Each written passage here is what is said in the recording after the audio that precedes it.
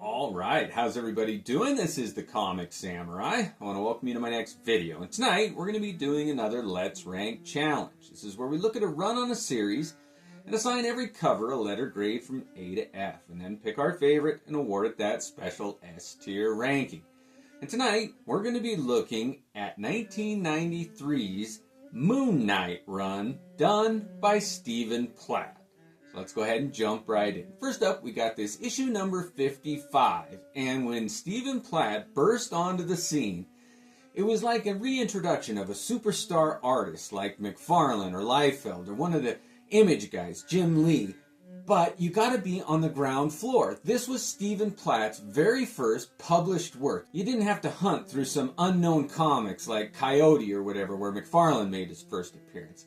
This was Stephen Platt's debut, and he came in like a wrecking ball. I mean, it changed the status quo. There was a new name that people had to be aware of. He was undeniable, a superstar, young kid, and he had images like this. It's one of my favorites. What a great introduction for an artist, for a new look on a character. I'm giving this one a very high A.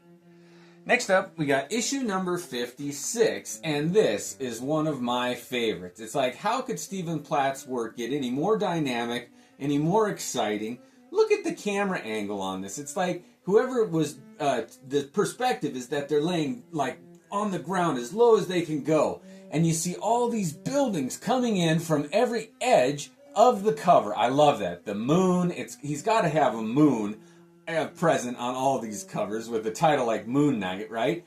And what a great character to be thrust onto. I mean, Stephen Platt came in and he's like, sales are dwindling, and look at the life that he breathed into this character. It's ironic because he dies in a couple more issues.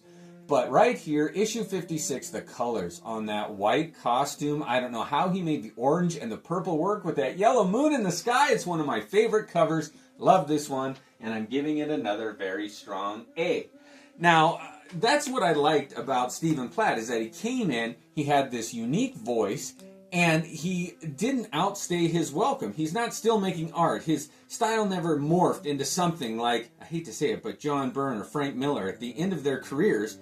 They took on a whole different look, and they just made all of their fans feel a little bit left behind, let's say that. All right, but this issue number 57 here is an homage, of course, to that Spider-Man number 300.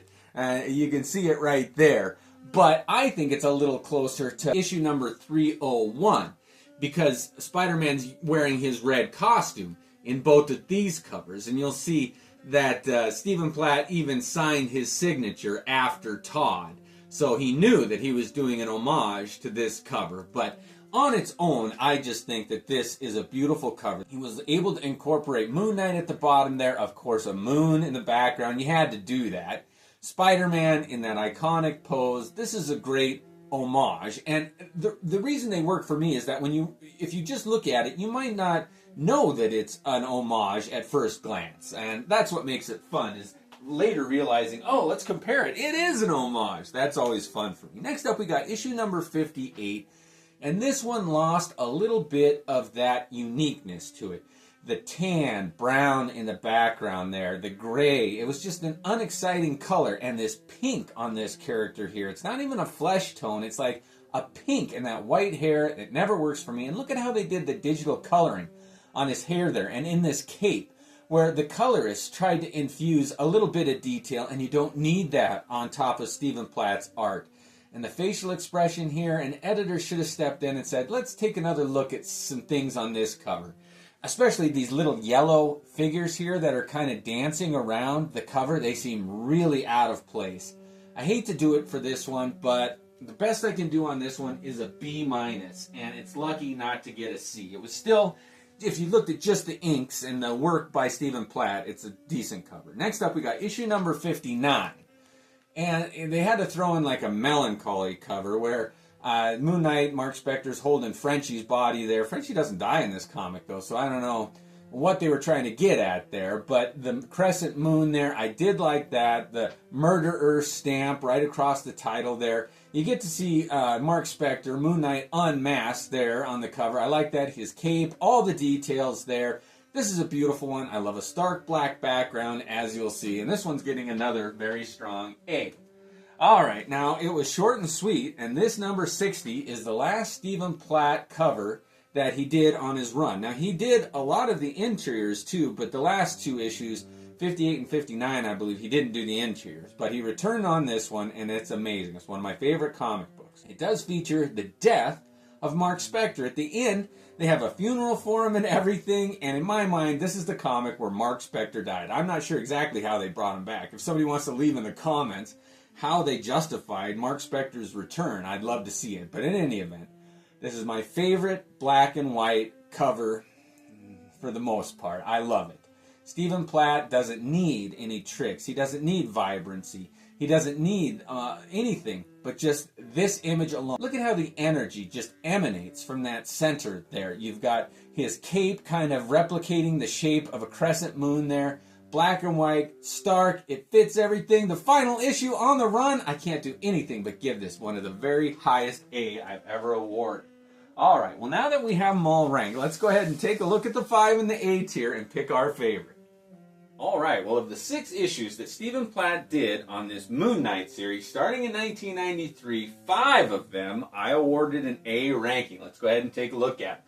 We got this introductory one with the colors, the brightness, the boldness, the energy bursting from the cover. I love that one. Issue 56, that one with the perspective and Moon Knight jumping down, the moon in the background. 57, the homage to the Amazing Spider-Man cover there. Oh, the colors on his cape. I love that one. 59, that dark one, holding a fallen Frenchie. And this final number 60, final phase, black and white. I gotta say, it's gotta be between 56 and 60. These two comic books here are two of the most iconic images of Moon Knight ever drawn. I gotta say, I love the orange and the purple treatment on that with the moon above it. There's more to see on this one. It surprises me. I thought for sure I would choose 60, but when I look at this issue number 56, it sums up for me what a beautiful, dynamic comic book cover should be. Stephen Platt had a way of conveying energy and doing things in a different way than had ever been done before. I mean, look at that moon, the pock marks on it. And all of the buildings around the edges there, I'd never seen that perspective before. With that character, he made Moon Knight interesting, and that is a feat in and of itself. Stephen Platt is one of my favorites, and I'm happy to give this issue 56 my S tier ranking. Well, thank you for joining me tonight. Let me know if there's any other titles, artists, writers, or runs you want me to rank. Thanks again, and have a great night.